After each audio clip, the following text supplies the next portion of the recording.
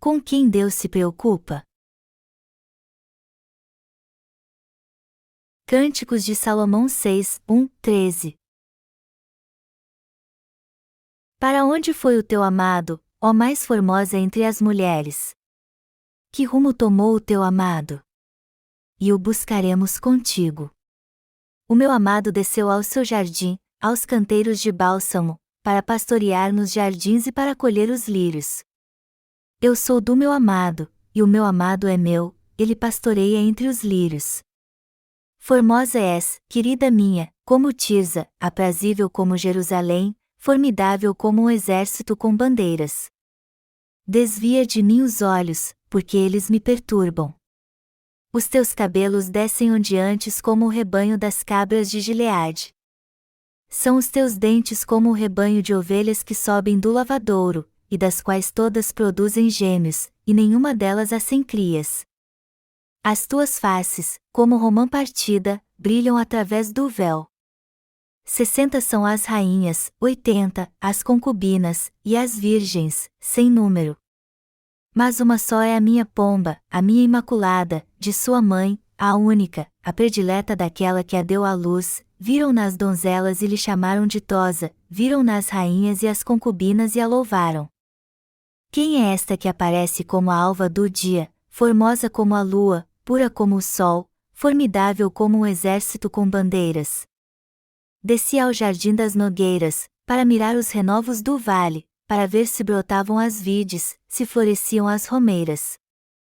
Não sei como, imaginei-me no carro do meu nobre povo. Volta, volta, ó Sulamita, volta, volta, para que nós te contemplemos. Por que quereis contemplar a Sulamita na dança de Manaim? O texto que acabamos de ler é o capítulo 6 de Cânticos de Salomão. E o Senhor fala aqui sobre suas noivas. Ao ver suas noivas trabalhando na vinha, sua beleza é tanta que o Senhor as elogia. E a pergunta que quero fazer a vocês hoje é a seguinte: com quem Deus se preocupa? Podemos separar o texto bíblico acima em 3 mensagens. Primeiro, com quem Deus se preocupa? Podemos ver aqui como Deus se preocupa com os trabalhadores da sua vinha. Vamos ler Cânticos de Salomão 6, 3 agora. Para onde foi o teu amado, ó mais formosa entre as mulheres? Que rumo tomou o teu amado? E o buscaremos contigo. O meu amado desceu ao seu jardim, aos canteiros de bálsamo, para pastorear nos jardins e para colher os lírios. Eu sou do meu amado, e o meu amado é meu, ele pastoreia entre os lírios. Podemos ver no texto acima que o Senhor e seus obreiros estão unidos pela fé. São os obreiros de Deus que cuidam do seu rebanho em sua igreja.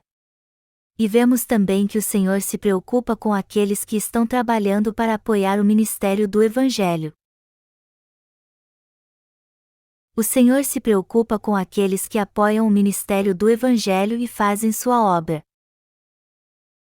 Por que o Senhor se preocupa tanto com aqueles que creem e pregam o Evangelho da água e do Espírito? Ele se preocupa com os crentes no Evangelho da água e do Espírito porque eles estão fazendo sua obra. Algo que o Senhor quer fazer nesta terra é salvar todos que creem no Evangelho da água e do Espírito. Seu propósito é salvá-los deste mundo, dos seus pecados e da condenação para que eles vivam felizes para sempre com Ele. Foi com este intuito que o Senhor veio a este mundo e salvou a humanidade com o Evangelho da água e do Espírito. Então confiou aos seus obreiros a tarefa de pregar este Evangelho a todos neste mundo. Por isso que muitos servos de Deus apoiam o ministério do Evangelho em sua igreja. E é justamente por isso que o Senhor se preocupa com eles, pois eles o agradam. Deus diz em Cânticos de Salomão 6, 2 e 3, o meu amado desceu ao seu jardim, aos canteiros de bálsamo, para pastorear nos jardins e para colher os lírios. Eu sou do meu amado, e o meu amado é meu, ele pastoreia entre os lírios. A Sulamita era uma das servas que ministrava na igreja de Deus. Ela pertencia ao Senhor então, e o Senhor, a ela.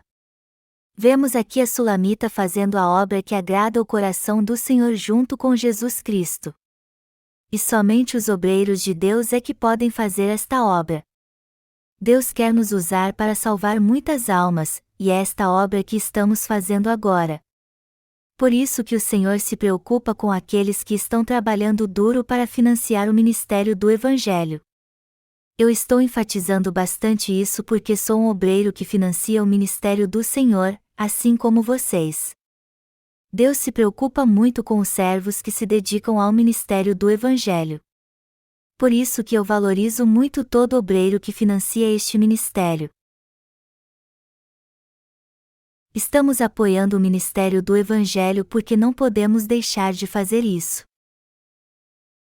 Já que nosso desejo é pregar o Evangelho da água e do Espírito em todo o mundo, temos que fazer isso agora então. Assim como o apóstolo Paulo se dedicou à pregação do Evangelho, nós decidimos seguir seus passos em nossa vida. E assim como nós, Paulo se envolveu totalmente com a pregação do Evangelho da água e do Espírito. Dizem que os rabinos judeus tinham que ter pelo menos uma profissão para ganhar a vida. E isso era importante porque em sua profissão eles não apenas supriam suas necessidades, mas ajudavam os outros. Quando o apóstolo era um praticante dedicado do judaísmo, ele tinha uma profissão. Então, sempre que ia para alguma região, como Corinto, ele procurava alguém que tinha a mesma profissão para trabalhar junto com ele. Como eu disse antes, o apóstolo tinha pelo menos uma profissão que o ajudava a pregar o Evangelho da água e do Espírito. Ele supria todas as suas necessidades fazendo tendas, e era assim que ele financiava seu próprio ministério. Ele trabalhava para ter um teto onde morar e comida na mesa. A Igreja de Deus dá todo o apoio à pregação do Evangelho financiando este ministério. Mas por que temos que financiar o ministério do Evangelho? Porque não podemos ajudar a pregação do Evangelho se não financiarmos este ministério. Não podemos deixar de apoiar o ministério do Evangelho, que é a obra de Deus, pois se não fizermos isso sua vontade não será cumprida. E também se não pudermos suprir nossas necessidades básicas, isso será prejudicial à pregação do Evangelho. Já que somos servos de Deus e estamos fazendo sua obra, damos ofertas à igreja do que recebemos pelo nosso trabalho, pois sabemos que é com este dinheiro que nossos livros serão impressos e o Evangelho, pregado. Mas se não fizermos esta obra, muitas almas morrerão à míngua. Estamos ajudando na pregação do Evangelho e apoiando a obra de Deus. E até nossos pastores trabalham para suprir suas necessidades e financiar a pregação do Evangelho. Pense nisso.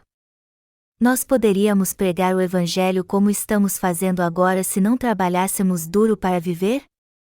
Para ser sincero, se o trabalho dos nossos obreiros não fosse voluntário, nosso ministério enfrentaria muitos problemas e não poderíamos obedecer ao mandamento do Senhor.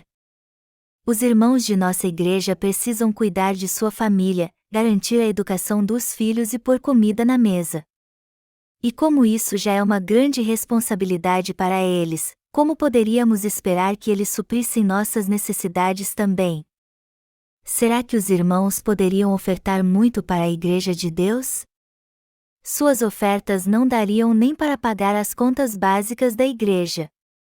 E como então a igreja pode cumprir seu chamado de pregar o Evangelho em todo o mundo? Devemos pedir aos irmãos que façam isso por nós também? Claro que não. Por isso que o trabalho feito pelos obreiros de Deus é voluntário. E está a razão também de Deus se preocupar tanto com aqueles que trabalham em sua igreja. O Senhor se preocupa muito com os servos que estão apoiando o ministério do Evangelho da água e do Espírito. Mas por que ele se preocupa tanto com eles? Ora, porque eles estão fazendo sua obra e pregando o Evangelho no mundo inteiro, como ele quer que façamos. Por isso que Deus se agrada de nós e nos valoriza tanto. Foi por este motivo também que ele disse: Eu sou do meu amado, e o meu amado é meu. Isso quer dizer que todos nós que estamos apoiando o ministério do Evangelho da água e do Espírito somos um só com o Senhor. Nós pertencemos ao Senhor. E assim como Ele nos ama, nós também o amamos. Ele nos salvou com seu amor, e segundo a sua vontade, estamos trabalhando duro para pregar o Evangelho da água e do Espírito em todo o mundo. Por isso que somos um só corpo com o Senhor e vivemos para o mesmo propósito. E é por isso também que Ele se preocupa tanto conosco. Palavras não podem descrever como Deus se preocupa conosco. Afinal de contas, alguém poderia descrever o coração de Deus com palavras? Eu vou contar-lhes uma história sobre uma jovem. Há muito tempo havia uma jovem que trabalhava numa empresa. Ela pegava no trabalho às 8 horas da manhã e saía às 6 horas da tarde. Todos os dias ela deixava o trabalho às 6 horas em ponto. Um dia ela se casou com o filho do dono da empresa. E que horas vocês acham que ela passou a sair do trabalho depois disso? Antes ela costumava chegar em casa depois das 6 horas da tarde, mas depois de casar com o filho do dono da empresa, ela passou a trabalhar até às 11 horas da noite. E vocês sabem por que ela fez isso? Porque já que tinha casado com o filho do dono da empresa, tudo o que havia passou a ser dela também.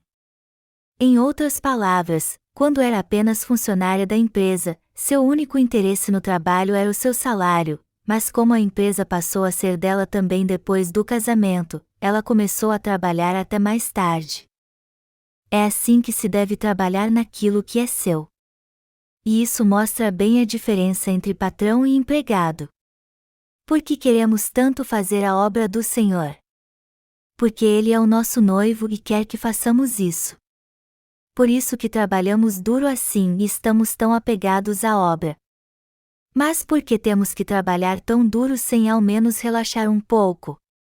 Porque pertencemos ao nosso amado Senhor, e Ele pertence a nós, porque fomos desposados pelo Senhor. Sendo assim, tudo que pertence ao Senhor, nosso noivo, é nosso, e tudo que é nosso também pertence a Ele. Assim deve ser nosso relacionamento com o Senhor. Por isso que aqueles que creram no Senhor e receberão a remissão de pecados se alegram quando fazem a obra do Senhor e tudo dá certo.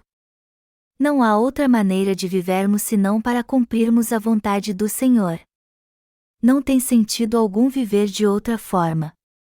A vida para nós não valerá mais a pena se não fizermos a obra do Senhor. Deus se preocupa mesmo com seus obreiros? Como eu disse antes, Deus se preocupa muito com seus obreiros. Mas será que Ele os ama tanto assim também? Claro que sim.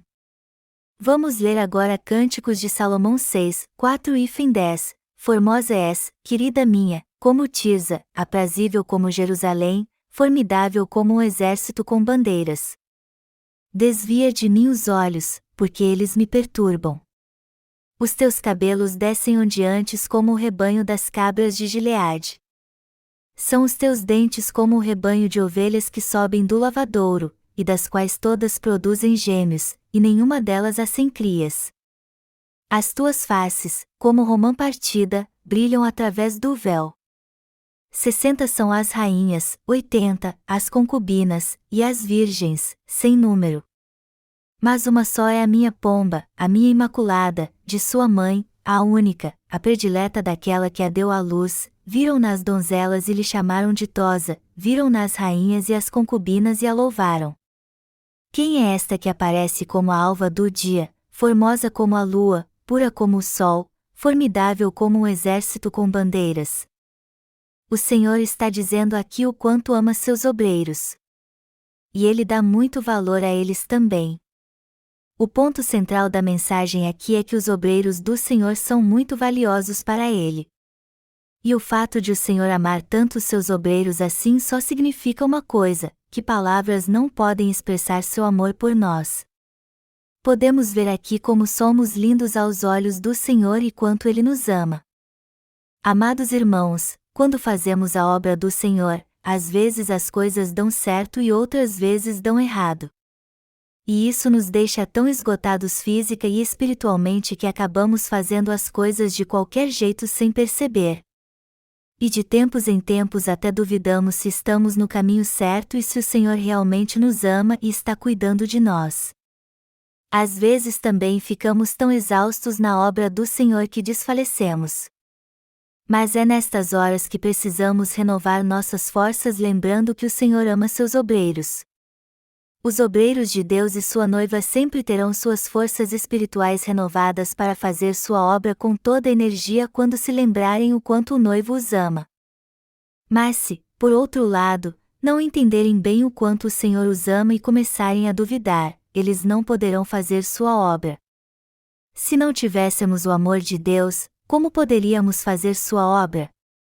Sem o seu amor, nossas forças espirituais se esvairiam e não poderíamos fazer sua obra.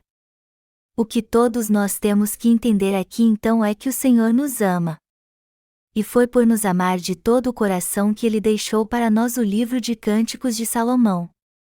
Assim podemos ver o que há no coração do Senhor e por que devemos fazer sua obra pela fé. O Senhor fica maravilhado com a beleza dos seus obreiros quando olha para eles, como está escrito em Cânticos de Salomão 6:10. Quem é esta que aparece como a alva do dia, formosa como a lua, pura como o sol, formidável como um exército com bandeiras?